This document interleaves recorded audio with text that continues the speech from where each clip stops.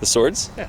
Sacramento, Woodland, they used to give out a Claymore every year with a little plaque on the side that said, like, your class. Just a 42 cool. would be fine. Oh, that's cool. The yellow one, yeah. It's okay, just leave the 56 so that nobody cares. Yeah, nobody wants that.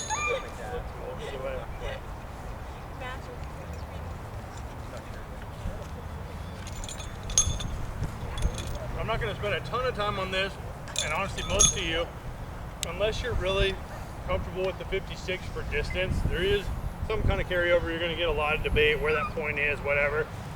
For me, when I started throwing around 35 or so, it was easy to carry over my spin and the weight for height too.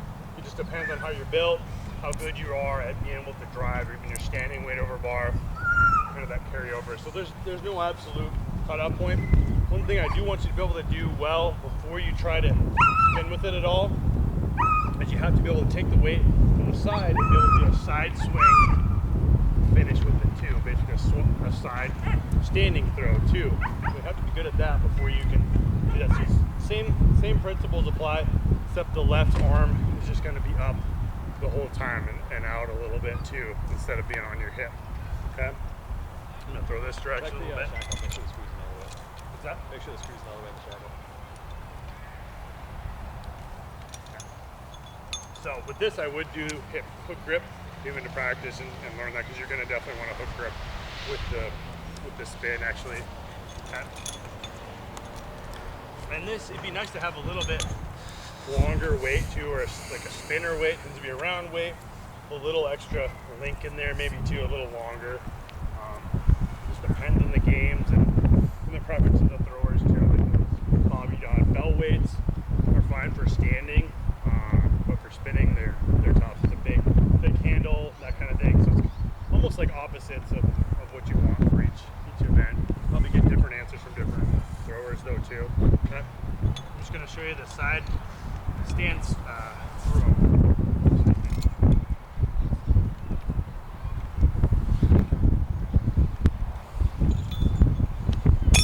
So you have to be able to do that well to be able to qualify to be ready to spin with it. If you can't do that well, kind of like a standing stone throw. If you can't stand and push on it well, there's no reason. I mean, you can work into it. You might still gain something out of a spin, but just work the fundamentals, work the basic power positions first. So you guys want to try that a little bit too. Some are here more for the spins, some are here try to work the stand a little bit too. Doesn't hurt to kind of watch it. You could work it once you get that down. You can work into it. I worked into it with like a 28.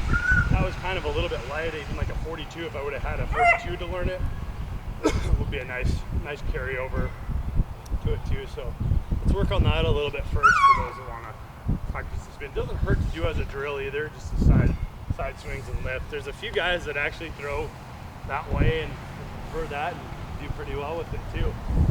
Especially the guys like Dan Williams that tend to want to spin or can't get down there. My friend Chad Gustin, he's a pretty good standing thrower, good spinning thrower, and he can side sling the weight at about 15 feet or so.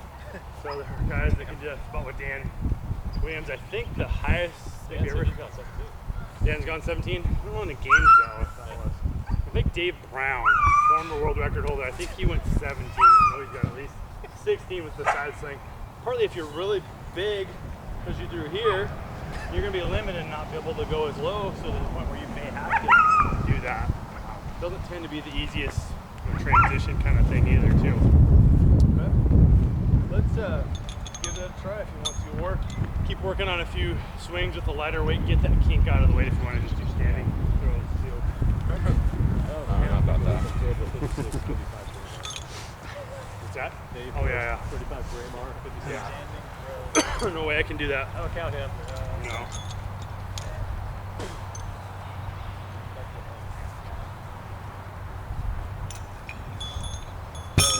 Yep. That's what you have to do. Side sling, dip, put it right on your hip, and then just sweep it through, carry through. Same idea. Basically, you want to go over. Think about going right over your left shoulder.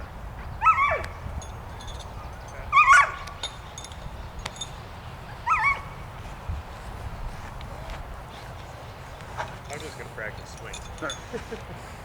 Alright for the video.